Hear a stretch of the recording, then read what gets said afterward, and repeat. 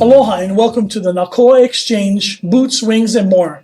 My name is Jeff Hickman and I am the Director of Public Affairs for the State of Hawai Department of Defense. And this is our podcast where we get to talk to leaders and movers and shakers within the State of Hawaii DoD. Today I have two very special guests. They're kind of a couple. I have Rod DuPont and I have Malery DuPont. And I'm going to ask them their guard story and they're going to go over their titles and what they do. So first of all, welcome. Thank you for coming. Thank you for having me. Rod, we'll start with you. I ask everybody, what is their guard story? So what did you do? What made you join the guard? A little bit about your career in the guard and then how you got to this position now. Yeah. Well, 1997, I actually started my guard journey. I went to the Hawaii National Guard Youth Challenge program. You were a youth challenge cadet. I'm a youth challenge graduate. So I went there in 97, graduated December of 97. And from there, they give you the options, right? You go college, get a job, or you join the military. You know, all my cadre there were all guard members. So they always encourage us to join the guard. So it was interesting to me. So I ended up joining the National Guard a few months later after I graduated in March of 1998. And I spent 21 years in the Guard, 47 Field Artillery, the CAV, and also ended my career in JFHQ.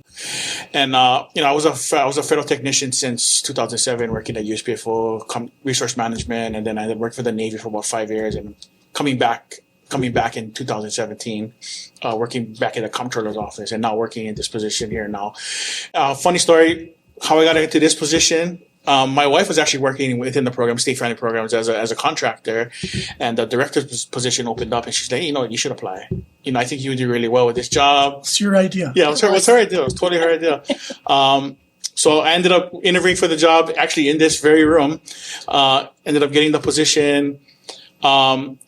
Because I was a director and Malery was a contractor, she couldn't stay in the program, so she ended up going someplace else. But I've been here for the last 6.5 years. So you booted your wife I booted her out. I booted her out. Okay. But you know what? But it was worth it, right? Yeah. Yes. Yeah. We talked about it, and she's like, you know what? I really believe in you. I really want you to. I believe you can do this. I think you can make a difference. So I want you to go and do this. So I said, let's go. All right. And here we are. That's okay. You beat that story. No. So what is your guard story? What did you do before you got into that position that your husband kicked you out of, and then getting back to where you are today? So previously, before starting as a contractor, I've done many nonprofit organization is where I come from. That's my background. A lot of organizations out in Hawaiʻi I've worked for, other nonprofits like HCAP and PACT and so on and so forth. But then I thought after I got my bachelor's degree, I was like, you know what, let me try and see if I can step out of what I'm doing. So that's when I applied for that contracting position. Didn't know nothing about contracting, didn't know the world of contract and how it fluctuates all the time. But I was like, I'm going to try them, right? So I went and I became a contractor with the Family Assistance Center at the time, over at 29th Brigade, and enjoyed my time there. But like we said, I encouraged Rod to apply for the State Family Program Director position. I totally believed what he could do there, and I really thought he could make a difference over there. So he applied there, and then again, he got the job. So then I was like, okay, well, I cannot stay here. Right. Which is totally fine. So then I applied over at the Hawaii National Guard Federal Credit Union, the trailer that used to be parked here on building 306. Worked there with Josie and Susan then for a little bit. I know a lot of members probably know who they are. Got some finance behind me, and then there was a position that opened up at USPFO, where Rod came from. So we basically just switched, right? So I was like, let's do it, So I applied there, worked with Work for Warriors, one of the many resources that we have here. They helped me fix my resume to make it a federal resume, right? And then boom, Malery got hired at USPFO, and I worked there for a few years, and then I jumped over to HRO for a little bit. And then Military and Family Readiness opened up on the air side. And I was like, oh man, I should try for it. So I was a little nervous, but I was like, I really need to get back to what I'm passionate about and what I went to school for. Yes, USPFO was helpful. Yes, USPFO taught me so many things about the Guard, and also did HRO, but I needed to go back to what I know that I can make the best impact. And so I applied for the job, and here we are. Wow. So yeah, that was a lot of moving and shaking. Yeah. Yeah. And you went from nonprofits to contracting. You just took the risk. I did. I went for an interview over the phone. And then they called me the same day, and I was like, well, this sounds like a scam. But, I was like, I don't know. And I didn't really discuss it with him. I just said, I think I got the job. And then I said, okay, I'm going to go for the job. So I just went for it. And I met some amazing people, which I get to work with now, like Tracy Kaupua, Christine Rawls, right? Rochelle Marzo, all of those great military and family readiness people. Because before we were contractors, after that, then they became government employees, right? So that was amazing too for all of them to take part in that, right? Because then we don't have to be a part of this contracting world anymore. So again, I watched these wonderful people, and I was like, oh, in the background, I was like, oh shucks, I can't apply, right? My husband is there. So I was like, oh, but I'm so glad that I get to come back and still support them and collaborate with them. And I think that's an amazing thing to do right now. Well, it's great. Well, thank you for sharing that. And that's a lot of people notice. Sometimes it's luck. Sometimes it's taking a risk. Mm-hmm. Sometimes it's who you know. And it sounds like you guys already have a good base of who you know. I think it's a mixture of all of that. Yeah. All of those things together, Yeah. right? No, well, thank you for sharing that. Now let's talk about your positions. Yeah. So if you could tell me, what is the mission of your specific positions? What you guys do that the public can know? Because the State Family Programs has a long history of assisting both the Right. Army and Air Guard. So, Right. so your Army, your Air. Yeah. What are your specific missions that Yeah, you do? so my title is the State Family Program Director. So I oversee all the family programs within the Army Guard. We have our Military and Family Readiness team, which they provide. They're one-stop shop for resources. If you come to them with a problem, their job is to provide you resources, provide you with solutions, right? We have our Child and Youth program, which they have all these events every month for the child and youth, the camps, the Easter events. I don't think people take enough advantage of that, and I think we should have just Michelle on here Yeah. For sure. to explain Absolutely. the Child and Youth Services, what they do. Absolutely. I mean, she's always busy, right? And then this year with the limited budget, she's still having events every single And month. that's for Army and Air, right? That's for Army and Air. So Okay. that's a joint thing. We have our personal financial counselors. We have our ESGR, which handles all the boss lists, which is in employer education and things like that. So we have a good mix of a lot of programs. Also, the Ellerman program will help with deployment support and things like that for the families. Support the families who soldiers and airmen who are on deployment and stuff and things like that. I think that's when they hear about your resources the most is For sure. before they deploy, and then when they come back and go through the Yellow Ribbon program. Right. But you guys, you don't need to deploy to use you guys. No, absolutely not. Just No. a guard member Absolutely or not. spouse, right? Yeah. Yeah. Family. So we have offices, Kaleloa in the brigade building, troop command building, and also in Hilo at the building over there too. So we're all over, and we also support the Maui Kauai units as well, from where we're at. Okay. Yeah. Yeah. Okay, so that's the Army side and some joint, right? Some of the joint programs. some joint. And Definitely a lot of joint things that can take place with both of our programs. Same mission for us as well, right? We are there to support the families and members as well. And we take advantage of all the other resources that they have because it is a joint one, right? So we're always reaching out to all of our counterparts to make sure that they can support us too. Because like we said earlier, right now, in the air position I'm in, we are one-man show right now. But that doesn't stop me from not being able to execute all the things that we need to do for family members. Like we talked about the Yellow Ribbon program, right? That is an amazing program to be a part of, to come in and see, especially since we did an amazing joint Yellow Ribbon program out in Hawaiʻi, right? So we did it together, and I think that was super great for all the members to also come together and be like, hey, you're over there at the arm.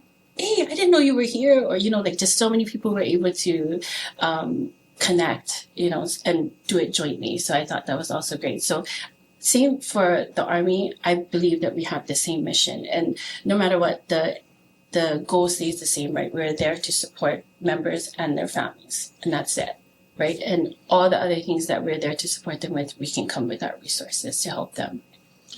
I've gone through the Yellow River program. I've Right. gone through deployment, so I've kind of seen the breadth of your guys, what you have to offer, and it's a lot.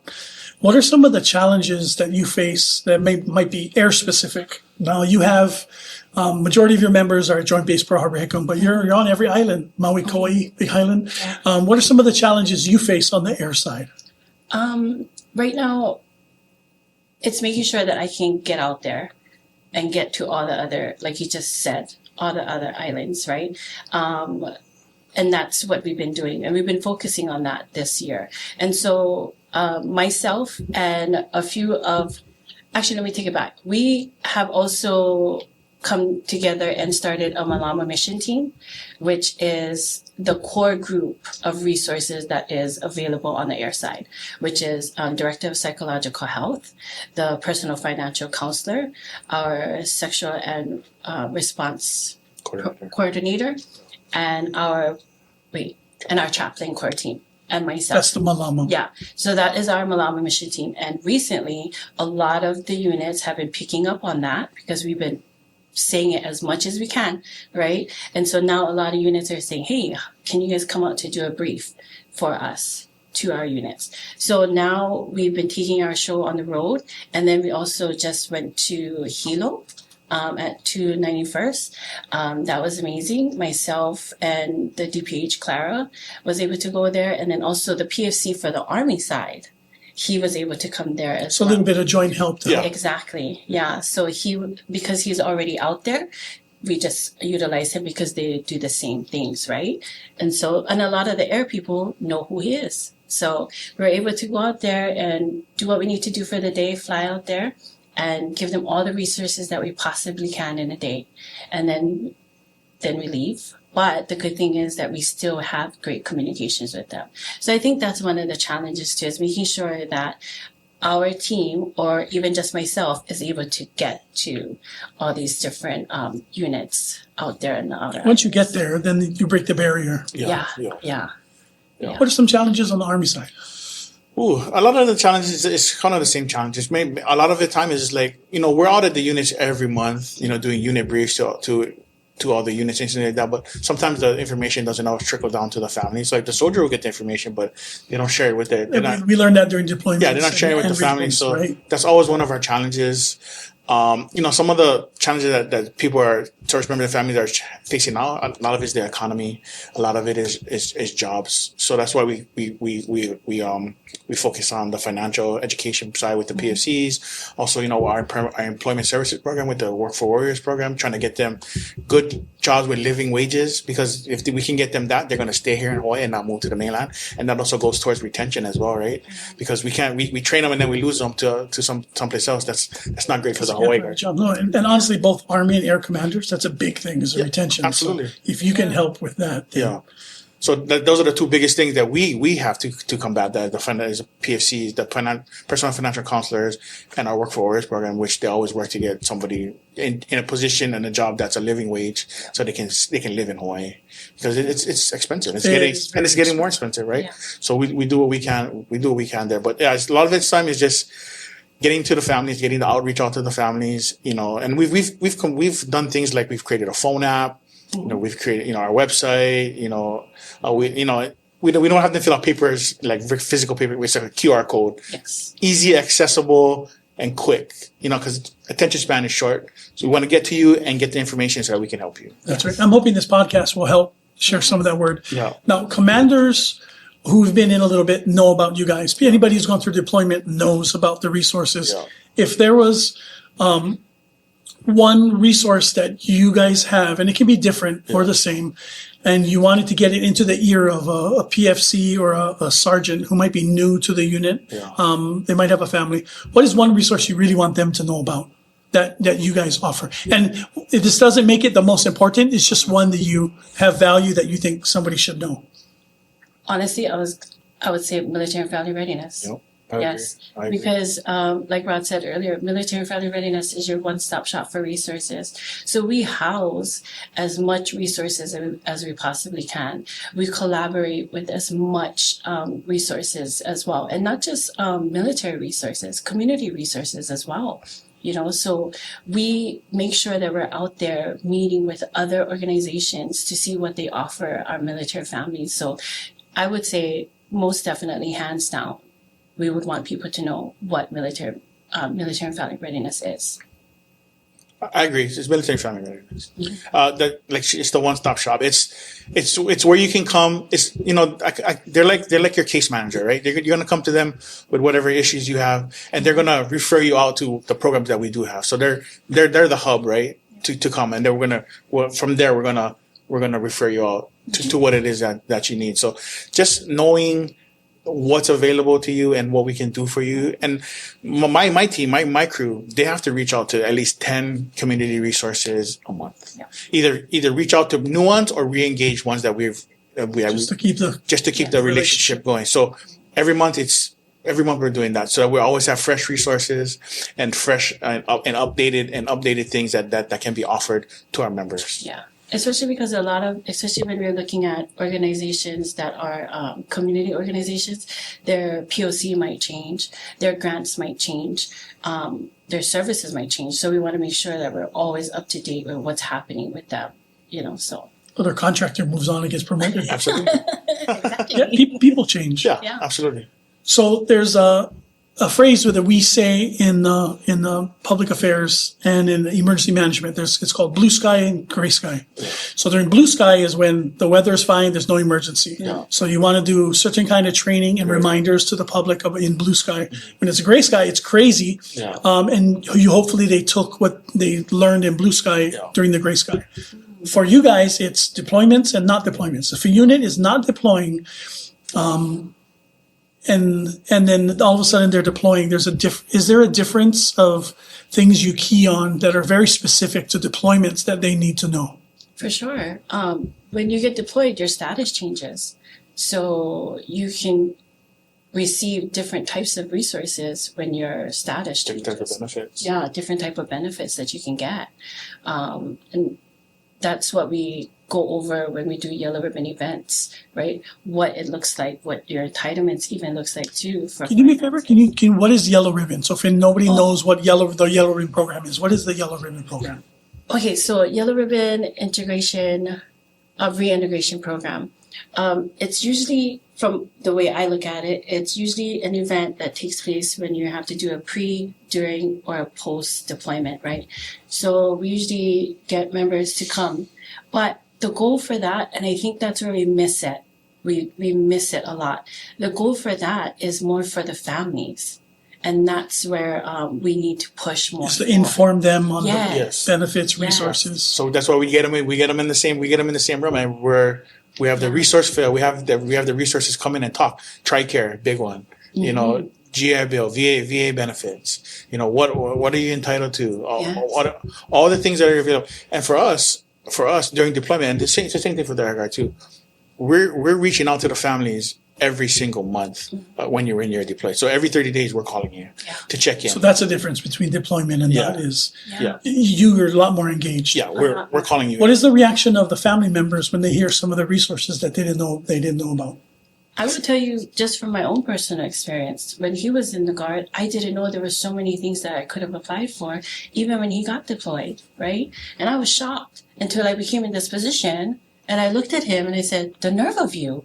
Like, we could have had so many things. But it's not just you, bro. It happened, all of us got that. Yeah, so a lot of them were like, wow, I didn't know that. Like, for example, if you are on Title 10 and you get deployed for 180 days, you can apply for a grant to our military kids, and they will pay for $300 for your keiki to either take a piano lesson, after school extracurricular activities. They will do that for you. So, but did you know that? No. Did I know that? No. I didn't even know that. Yeah, right. Yeah. Right. When to be fair, when you're getting your place, like, okay, how much am I gonna get paid? When am I gonna get paid? Make sure I keep getting paid. That's it. That's all you worry about. And what kind of cool equipment can I get? Oh, right. Yeah. Yeah. No, it is. You get new equipment, you get new uniforms, and then you're worried about just where you're going. Yeah. So now that you experience that deployment, him and you not knowing all the resources, so you guys understand a lot what the families go through. Yeah. So when somebody's going to deploy, it opens up Yeah. a whole bunch of new benefits and resources. I didn't hear that, Grant, and I deployed twice. Oh, I have to. If I'm being honest, before she joined as a contractor for family residence, I knew nothing about family programs, and I was in the Guard for 19 years at that point. You know what I mean? Never even dealt with the program. You know what I mean? and So here it's- I am promoting him to go be the state director. You got this. Yeah. I'll help you. Yeah, no, the deployments are a big part of it, and it's neat that you guys have gone through it, so you can help share that with people. Yeah. What's a feel good story that you guys had for, it can be deployment or it can be, so blue sky, gray sky, deployment, non-deployment, of a family that used your services, and it worked out well for them. It really helped them out. Okay. Fine. I mean, I have one. I mean, the biggest thing that sticks out for me is, during the Maui wildfires, when it happened very quick, and then the boss was like, "Hey, you guys got to go to Maui." So me and Lorna, the previous AFRO, flew up to Maui, and we set up what's called an EFAC, as an Emergency Family Assistance Center. So, because there were about 7 or 8 families who actually lost their homes in the fire. So we set up the EFAC, and we were able to get food donations, clothing, diapers, toiletries, all those things, and set that up and assist those families with what they needed at that moment. You know what I mean? Because they're going through the worst thing happening in their life. And, just to be able to help them in that moment with what they needed, to the basic necessities, that was big for me. And we're also able to work with ASYMCA, Armed Services, YMCA, to get them direct deposited to that. I'm not sure how much money, but all those 8 families got something from the ASYMCA just to help with their immediate needs. So to me, that sticks out the most to me. That's something that I didn't even cover. We covered deployment, not deployment, but it's also activation during statewide emergencies. Yep. So thank you for bringing that up. You said 8 families? 8 families, yeah. And Armed Services YMCA, they were a great help, especially during the government shutdown as well, with providing a whole bunch of food distributions. And then there was one point where they received a good amount of funds or budgeting from this grant, and they were able to support not just the Army but the Air with 100 families being taken care of by providing them with a food distribution that we did. So we did one at the Paniolo Bash for the air side. They came and they brought a whole bunch of things. And then we did one for the Army side as well with the CYS. Yeah, a Breakfast with Santa event. Breakfast with Santa event. So I want to give a good shout out to Keola Taniguchi from ASRAM. He's the director, and also Anissa Budaman. Yes. They got the grant, the Fox grant, and then they were able to go buy a whole bunch of food from Costco, had it delivered to our event, and we just started passing out to the families. And we had a whole bunch of families come that day. We were giving away pounds of ground beef, spaghetti, spam, cases of spam. Cases of spam. He went all out, and we're so appreciative, to them for that. So that sounds like something that was established during an emergency. Yeah, And now that relationship is stronger. absolutely. For the blue sky. Absolutely. So you guys mentioned it a little bit, but I wanted to make sure we cover it. Is how do people find out information? So I know you do briefs, but if I remember in the military, when you're going to get briefs, you get suicide brief, you get health brief, you get retirement, and then family support is kind of thrown in there. And you're zoning, you're tired. Yeah. It's a long drill. You want to go home? You want to go home. And so I know that's one way you guys reach, but what are some other ways that you guys keep our soldiers and airmen informed? So, like, one of the things that we are fortunate to be a part of on the air side is the newcomers brief that they put on. It's every Friday, and I get to go in there and just share a few words about what is available to them. So right there, right from the beginning. So they haven't even attended a drill yet. It's the Friday before drill. Yes. So boom, here we are. This is what you can have for free. Not just you, but your dependents. And the one thing that I keep pushing at my briefs are, here's our trifold. And our trifold has a variety of resources in there. Put it on your fridge. And I even give them a magnet and say, put it on your fridge. Because why? Someday you may need it, or your family members may need it, and at least they know who to contact. The magnet, I'll let you know, the magnets are the best. Yeah. My magnets, my kids knew all about suicide, sexual awareness and harassment. They were educated. They knew the Army One, the resource. Yeah. So the magnets really work. Right. It's too bad the perfect. fridges now are stainless steel and you got to put them on the side. On the side. But the Yeah. magnets are a great way. Trifold, I like that First Friday. Yeah. And how about the Army side? Is there anything? We have our social media. And I think the main thing for me is that what I like to push, or like to have to push, is the phone app. Right? Yes. So whenever they do the unit reach every month with the unit, I say, hey, you guys got a phone? Take out your phone, scan this QR code, download our app. Yeah. Because in that app, you can find all of our resources. You can find all the numbers to the hotline. You can see what are upcoming events, everything you need right in that app. And it's updated. It's updated weekly. Yes. So that's the newcomers. Do you guys brief any at the RSP? Yes, we do it monthly at RTI. Okay, that's great. Yeah. Then that gets to the Yeah. and I mean, Sorry, you caught me off guard on that. but those guys, they're also fed by fire hose. Yeah. But if they just catch one thing, and Yes. at that point, they're some are in, some are not in yet. Yeah. So they're not really going to understand. But Yeah. that's good. And again, the newcomer brief, I think that's very valuable. Yeah. I think so too, because then it sets them up for what it is that they need to look forward to. Yeah. Because then it's not just myself that go in. There's a lot of other briefers that can support them too. Yeah. So you guys are made up with contractors and employees. Right. You're a one-person shop. Yeah. How are some ways that people in the National Guard, if they want to help either family members or service members Right. or family members who are not even immediate family, want to help your organization? Is there a way for them to do that? Absolutely. Yeah. We Yeah, have first. volunteer, right? So every squadron is entitled to a volunteer if they wanted to sign up to be a key support liaison. It used to be called so many other things before, so now they changed it to key support liaison. And what that individual can do is they can support their unit, right? They can help me if they wanted to. They can write newsletters. We can push out to do events together, things like that. Or most importantly, they can also come to help out at the Pono Pantry. Because recently the Pono Pantry has extended. So the first sergeants came together and thought, can we borrow some of that space of the Pono Pantry and start a Kalepa closet? So now we get gently used uniforms that are donated to our Kalepa closet. So people volunteer. What is Kalepa's clothes? What is That Kalepa? is a good question. I forgot what it means. Okay, we're gonna look it up and we'll Yes. put it on the screen. Yes. Kalepa. Yes. I feel I totally forgot. I hope But- it's closed. But here I am, just telling everybody, go to the Kalepa closet, and nobody's ever really asked me what it meant. No, having those as a young soldier or airman, and you need just another pair of boots, or you're out of socks. Yes.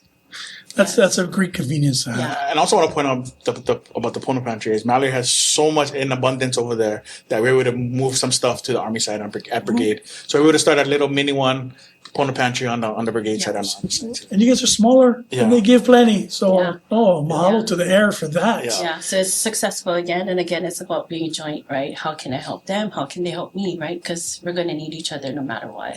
Right. Yeah.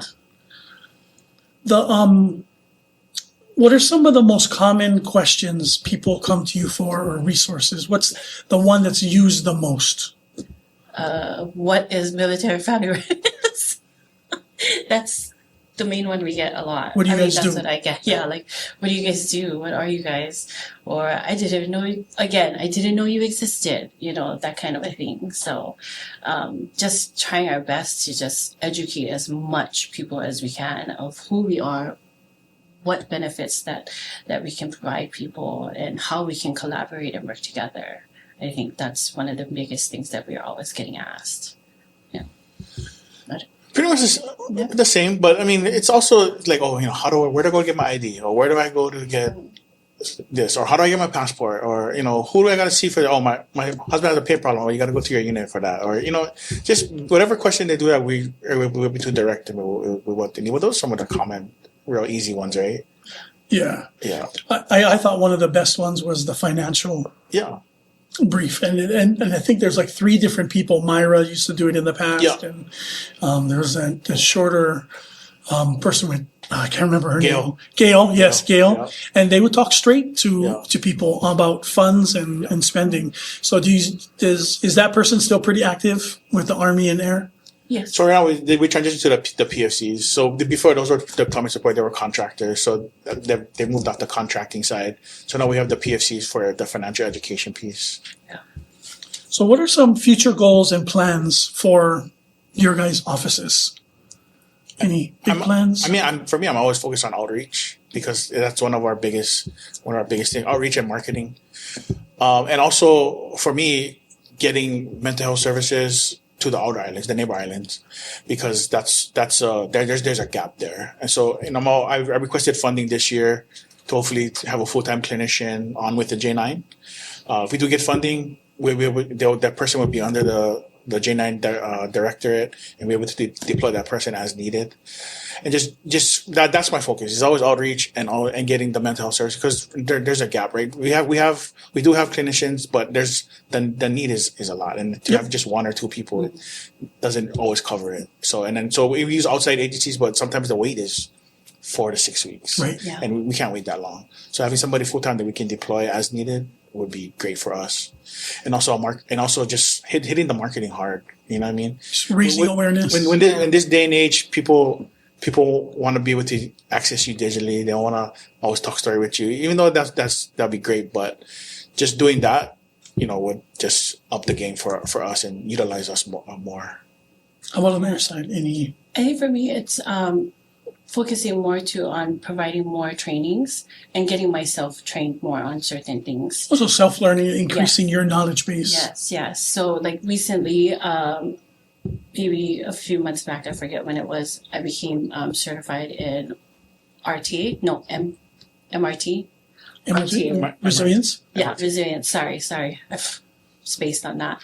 And now myself and our DPH, Miss Clara, we team up together, and we also offer resiliency trainings to different units that are requesting it. We just recently did one. We recently just got another request to do another. So, we're definitely trying to get out there and see how many trainings that we can provide people, especially what it is that they're looking for. So if I can't provide it, then I can be able to have someone else support it. Or, like I said, train myself up to be that person for them. Yep. So with you having a staff of 4, a staff of 1, can you just go over some of the joint, how you take advantage of the jointness? Yeah, absolutely. So we do quite a few events throughout the year. So our bigger events are in October, which is our trunk or treat event. That's always going to be joint. And then in April and May we have our volunteer appreciation. And then May we have spouse appreciation. So those are the bigger events that we're always going to be doing joint. So we're always working together. Yellow Ribbon is always going to be joint with us event. And then we have when we have a DV coming next month, Sergeant Major Rains, her spouse. Oh, yes. Spouse is coming down. Yes. So we're going to be hosting her. So of course we always do joint. We always get everybody out there and always working joint. So a lot of things we do is gonna be joint, because to me it's helpful. Malery's gonna be our MC, for all of our events. It's because she brings the energy, right? And also she, people want to be around her. It's magnetic when people want to be around her. So, Oh, he gets some points after he never tell you about the benefits. I know. Making up for it. Oh no, okay, well, that's good, and then that keeps you guys are both wearing purple, Right. So it is a joint environment, Right. And today is also Purple Update for military kids. Yeah. So Okay, and what is today's date? April 15th. Okay, April 15th. Okay, because Yeah. they're probably going to watch this after, but yeah. Yeah. And when we're going up to our NGB annual training at the end of this month, and we're also going to be having a class on how to Yes. do joint, Yes. on what it is we do and the things that we do to be Nice. joint. Yeah. So- what it looks like to be joint. you guys stand out at that conference because you wear aloha wear. Well, I just think we stand up here because we're amazing. Oh, nice, nice. kidding. Like the way you think.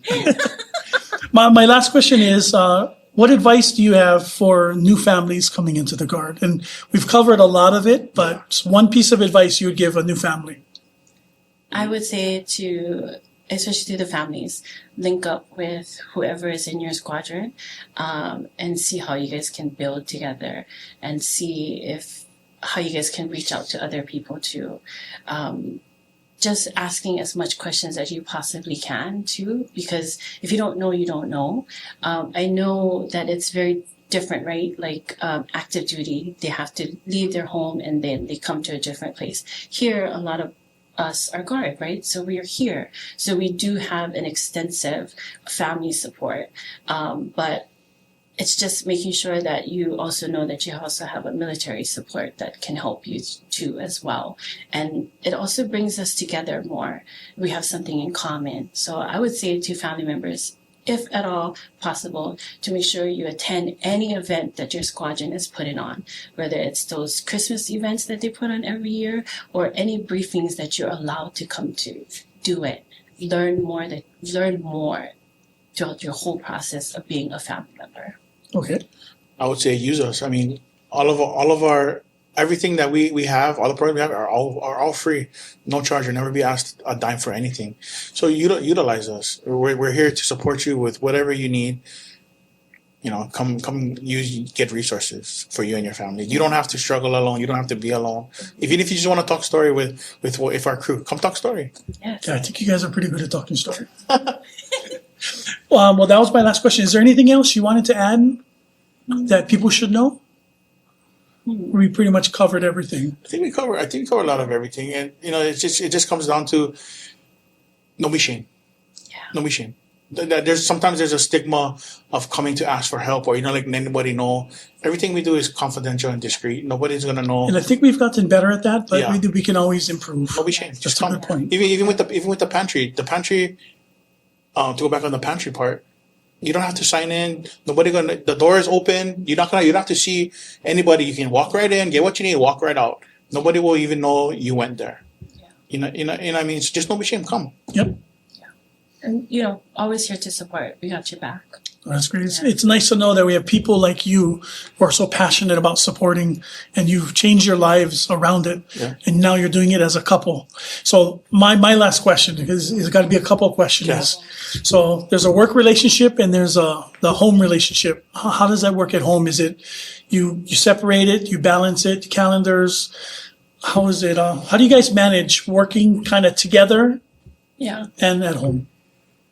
I think it's a lot of communication, and making sure that we're not talking about things at home, and plus we have 2 little ones still. So they keep us busy. Very good. Yeah. So we're not, you know what I mean? So we definitely can draw the line. But it's always making sure that we show respect for each other too, and always is open to listening to what each other has to say. I find it very comforting to work with not just my husband, but also with Rod, because he has a wealth of knowledge that he can share with me. And to me, he's like the smartest person I know, right? So I always bounce off ideas off of him. And I think his honesty is what keeps me going too. Because sometimes Mallory can just go, boom, I want to do this, and then he's the guy that goes, okay, well, how much do you have for that? Do you have budget for that? Do you have this for, so he really wheels me back in, but then we still he's not saying no, but we have to look at the whole picture. And I think that's how we kind of complement each other, I think from Mallory, she always leads with her heart, and her heart's always in it. So me, I'm more, rational, the fact thinker, and that's good in some ways, and sometimes it's not so good in certain situations. So I have to ask her, like, okay, how should I feel about this particular situation, right? Or how should I feel? What should I be doing in this particular situation? So she's kind of like keeps me grounded in that way. You know what I mean? And yeah, we talk about work at home, but I mean, it's like we are so busy, and I don't know if you can call them little ones because the 12-year-old is kind of big already, but. I'm 6'1" already. He's still my little one. Yeah. No, little one at heart. But it helps, and she has a great relationship with my team, so that helps. Like her and Tracy, they just work so good together. Everything always goes smoothly with all of them.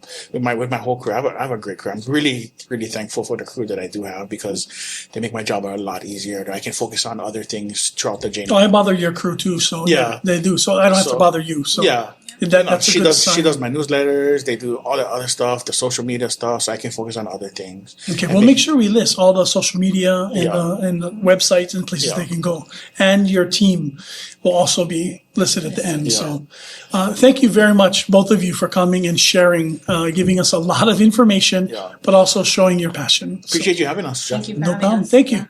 So that's it for the Na Koa Exchange, this podcast. Mahalo to the DuPonts for coming out and sharing immense knowledge about some of the resources and benefits that all of our soldiers and airmen have.